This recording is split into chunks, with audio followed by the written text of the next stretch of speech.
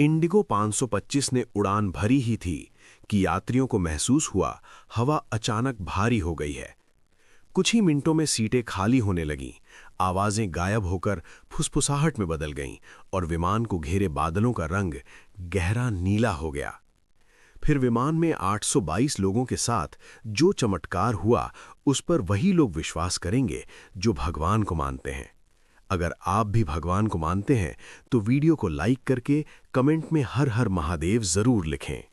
सुबह की हल्की कोहरे में दिल्ली एयरपोर्ट अनजानी सी बेचैनी महसूस करा रहा था। इंडिगो 525 का बोर्डिंग गेट भीड़-भाड़ से भरा था। 822 लोग अपना सामान सेट कर रहे थे। बच्चे 15-20 लोगों की तरह एक दूसरे में लिपटे थे। कारोबारी लैपटॉप खोल रहे थे, फिर भी जैसे हवा में एक न टूटी हुई सुई की तरह एक न्यून सी चुप्पी थी।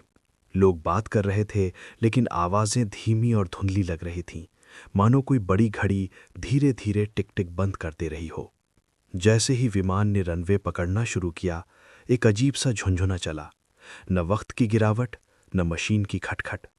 कुछ यात्रियों ने सिर उठाकर देखा कि फ्लाइट नंबर की स्क्रीन पर अचानक किसी अजनबी लिपि जैसी चल रही है, जैसे वो भाषा उनके दिमाग में पढ़ी जा रही हो।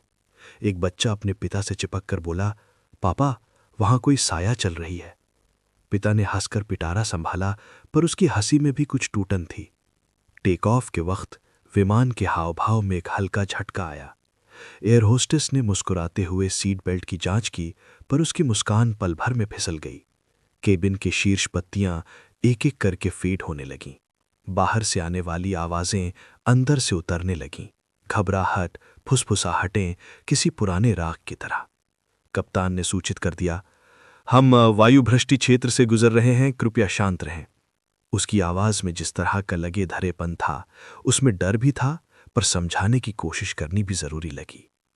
पहले कुछ मिनट सामान्य दिखे, पर फिर एक एक सीट के पास से एयर में ठंडी सी लकीरें उठने लगीं, मानो किसी ने हर यात्री के चारों ओर अजीब सी महीन रेखा खींच दी हो।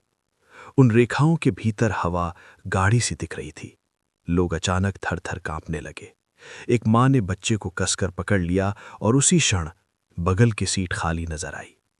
उस खाली सी गुहा के ऊपर से एक धीमी हवा निकलती हुई सी आवाज गुजरी, कोई आंसू, कोई फुसफुसाहट। वो कहाँ गए? किसी ने चीख लगाई। लोग खड़े हो गए। जो सीटें खाली हुईं, वहां परफ्यूम की नरम खुशबू थी और एक एक करके कंपार्टमेंट से टिकटें और सूटकेस गिरने लगे, पर अंदर कोई नहीं था। कुछ मोबाइल स्क्रीन अभी भी जल रहे थे। नोटिफिकेशन की रोशनी जैसे चेहरों की तरह चमक रही थी।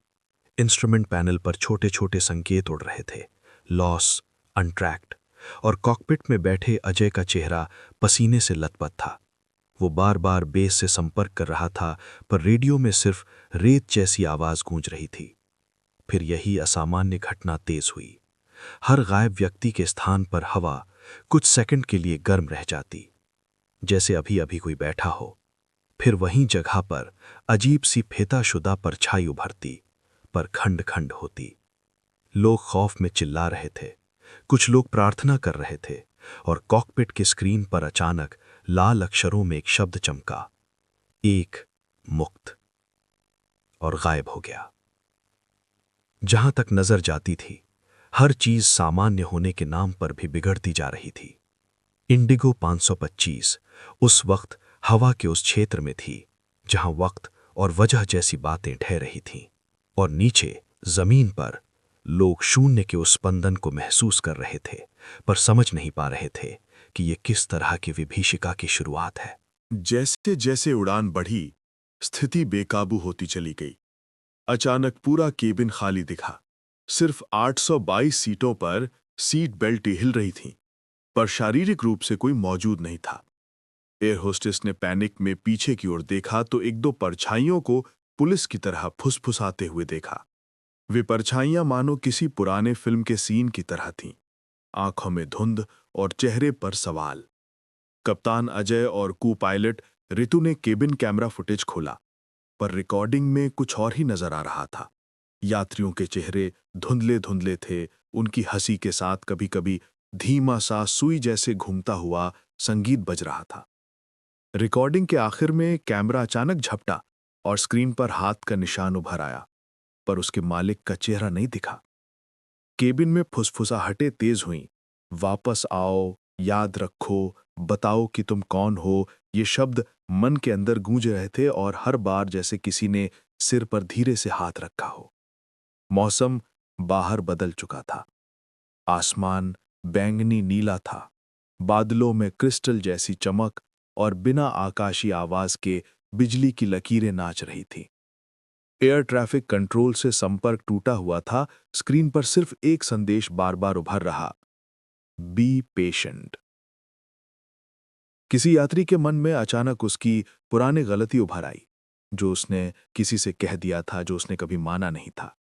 और उसी वक्त उस गलती की याद जैसे हकीकत बनकर उसके सामने एक छोटा सीन दिखाने लगी।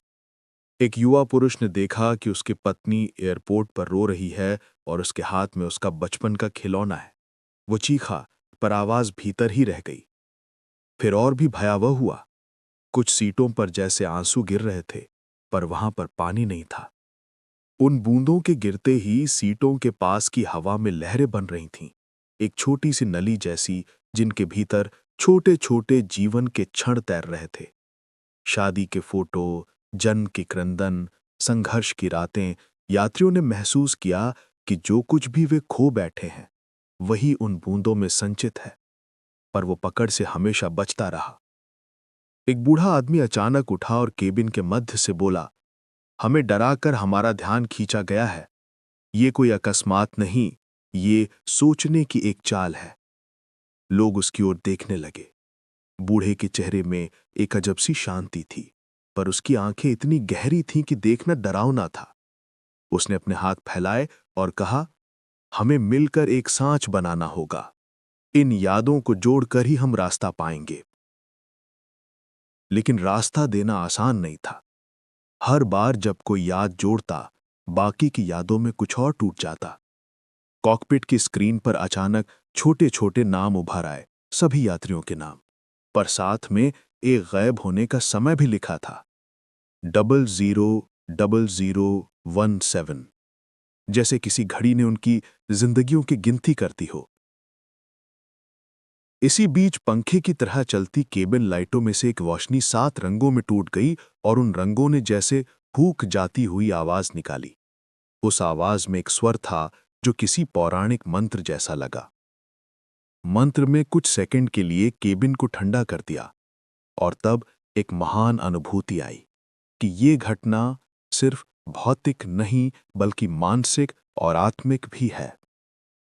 और तभी पीछे के दरवाजे के पास एक परछाई ने धीरे से प्रकट होकर कहा कि तुम इधर उधर भागोगे तो याद नहीं पाओगे, तुम्हें देखना होगा, याद करना होगा और स्वीकार करना होगा। पर शोर बढ़ता गया और इंडिगो 2500 उस अनजानी धुंध की ओर बढ़ती चली गई जहां समय की रेखाएं बिखर रही थीं। वही वो क्षण था जब गायब हुए यात्रियों ने पाया कि वे किसी ऐसी जगह पर हैं जहां ना आकाश था न जमीन, सिर्फ फैलती हुई नीली धुंध थी। वहां समय का कोई घड़ी नहीं था, पर लोगों के दिलों की धड़कनें तेज धीरे उनकी वास्तविकता का पाना बनने लगीं। उस जगह में हर व्यक्ति की यादों के फ्रैगमेंट हवा में तैर रहे थे। बच्ची की पहली मुस्कान, एक प्रेम पत्र, एक पुराना ताना। तभी एक धीमी, गहरी और पुरानी आवाज ने कहा, डरो मत। आवाज जमीन से नहीं आ रही थी, पर हर किसी के कानों में अलग अलग स्वर में गूंज रही थी। वो आवाज थी एक करुणामयी, कठोर पर दयालु, मानो कोई पुराना साधु बोल रहा हो जिसने समय के सारे रहस्य देख लिए हों। कुछ यात्रियों को आवाज परिचित लगी, उनके गांवों की चौपाल की तरह, किसी आत्मा का सन्नाटा जैसा। एक बच्ची ने पुकार कर पूछा, क्या आप भगवान हैं? आवाज ठंडी मुस्कान लेकर बोली, मैं वो नहीं हूं जो तुम्हें बताना है, पर मैं वो हूं जो तुम्हें रास्ता दिखा सकता हूं। और तभी नीली धुंध के बीच से एक आकृति निकली, ऊंचे कद की, लंबे बालों की, गले में रुद्राक्ष और कंधे पर एक सादा वेस्ट पहने हुए। उसकी आंखें गहरी और शांत थीं। उसकी छवि शिव की कल्पना से मिलती थी, न तो भयानक, न ही पूरी तरह दिव्य, बल्कि मानव सा और परलोक सा एक साथ। लोग एक दूसरे की ओर देखने लगे। किसने कहा ये बाबा है, किसी ने धीरे से कहा ये शिव जैसा है। बाबा ने हाथ उठाया और एक छोटी सी ठंडी हवा चली जिससे सारे भय एक क्षण के लिए थम गए। फिर उसने कहा, तुम लोग यहाँ गलती से आए हो। तुम्हें अपने जनता यानी अर्थली अटैचमेंट से संतुलन बनाना होगा। हर कोई कुछ लेकर आता है, गर्ब, कल्पना, अफसाने, और वही तुम्हें रोकता है। उसने अपनी डोरी जैसा रुद्राक्ष की माला हिलाई और हर माला की ध्वनि के साथ कुछ यात्रियों के चेहरों पर बचपन की स्मृति सी चमक आई। बाबा ने कहा कि दुनिया एक किताब की तरह है। कभी कभी पन्ने अदृश्य हो जाते हैं और फिर से जुड़ने के बाद कहानी बदल जाती है। उसने कहा कि वो उन्हें वापस भेज सकता है, पर वापस जाने के लिए हर किसी को अपने भीतर की एक सच्चाई स्वीकारनी होगी, जो भी उसे सबसे छिपी हुई लगी। कई लोग टूट गए। एक आदमी ने कबूल किया कि उसने व्यापार में धोखा किया। एक महिला ने बताया कि उसने अपने बेटे के सपनों पर हाथ रखा। कबूलियां करते ही उनकी यादें उजागर हुईं और नीली धुंध में से छोटी छोटी रोशनियां निकलकर आकार लेने लगीं। इसी बीच कैबिन में जो खाली सी परछाइयां थीं, वे धीरे धीरे मुस्कुरा रही थीं। कहीं कहीं उनकी परछाइयां मिल रही थीं महत्वपूर्ण वस्तुओं से, एक खोया हुआ अंगूठी, एक पुरानी चिट्ठी। कुछ यात्रियों को एहसास हुआ कि वे एक दूसरे के दर्द में हिस्सेदार थे। एक दंपत्ति ने आपसी कसूर माना और उनकी परछाइयों ने एक दूसरे को छूते ही घाव भरना शुरू कर दिया, जैसे क्षणा में सुलह हो रही हो। बाबा ने कहा, तुम्हें भीतर की आंधी शांत करनी होगी। वापसी का रास्ता आसान नहीं था। इंडिगो 525 की हवा में वापसी जैसे किसी रेतीले समुद्र पर कश्ती खींचने के समान थी। कॉकपिट में कप्तान अजय और ऋतु ने देखा कि केबिन के हर यात्री की आंखें अलग सी चमक लिए बैठी हैं, जैसे वे किसी नई लाइट से भरे हों। कुछ के हाथ कम कपाते थे, कुछ के होंठ थरथरा रहे थे, पर जो बात सब पर सामान्य थी वो थी एक अजीब अनंत शांति का आभास। जैसे ही जहाज ने नीली धुंध से बाहर निकलने का संकेत दिया, बाहर के बादल घुड़शी में बदलने लगे। बिजली की लकीरें बार बार इधर उधर कट रही थीं। यात्रियों ने फिर से वही फुसफुसाहट सुनी, तुमने स्वीकार कर लिया है, पर क्या तुम माफी भी मांगोगे? कुछ लोग माफी मांगने लगे, कुछ ने उन रिश्तों को सही करने का प्रण लिया।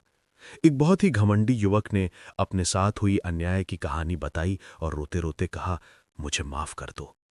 उसकी आवाज में सच्चाई थी, और तभी उसके चारों ओर से कुछ चमकीला गुबार उठ गया। एक हल्की सी चमक उसकी छाती से निकलकर बाहर फैल गई और तक्षक के रूप में सोई लोगों के हृदय में धूप सी पहुंच गई। कॉकपिट के बाहर तोल मोल कर विमान फिर से नियंत्रण में आया, पर वहां भी संकेत थे। एक छोटा सा चक्करदार वृत्त जो बादल में चमकता और गायब होता, और हर बार जब वो उभरता, यात्रियों के दिलों में किसी पुराने रिश्ते की याद दिला देता, जैसे किसी ने हर इंसान के भीतर की अनसुलझी डोर को धीरे धीरे पकड़ा और खींचा।